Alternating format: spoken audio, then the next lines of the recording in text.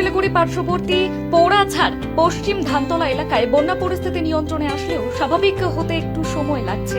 তাই সপ্তম দিনেও সরকারি ত্রাণের পাশাপাশি বিভিন্ন এনজিও মানুষের পাশে দাঁড়িয়েছে। এদিন পার্বত্য এলাকা থেকে ইয়াশ্রী ফাউন্ডেশন নামে একটি এনজিও সংস্থা বন্যা দুর্গত মানুষদের মধ্যে জেলা পরিষদের সদস্যা মনীষা রায়ের হাতে দিয়ে শুকনো খাবার বিলি করে।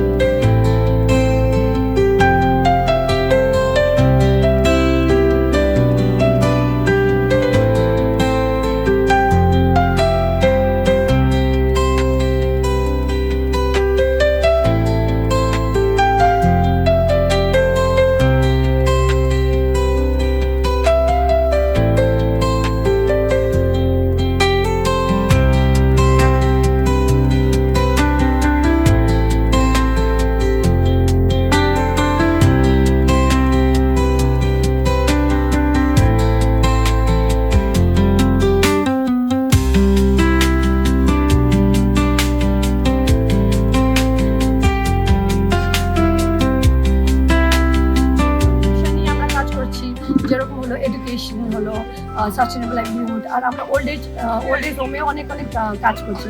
আমরা দার্জিলিংয়ে মোটামুটি 5টা ওল্ড এজ হোমকে সাপোর্ট করছি। আর আমাদের বিজনবাড়িতে একটা বিরাট ওল্ড এজ হোম আসছে, যেটা 400 জনের ক্যাপাসিটিতে আমরা ফ্রিতে ওদেরকে দেখভাল করতে পারবো বলে আমরা ভেবেছি।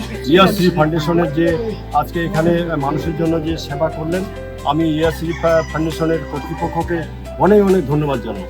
কারণ এই দুর্যোগের সময় যে মানুষের পাশে এসে যে ওনারা যে আজকে এই একটা ড্রাই ফুডের সবার জন্য যে প্রদান করলেন, সেটা ভগবান তাদেরকে মঙ্গল করুক। এবং এখানে যারা রয়েছে তাদেরকেও আমি বলবো আগামী দিনে যাতে আরও এখানে কোনো রকম দুর্যোগ আসলে তার আগে তারা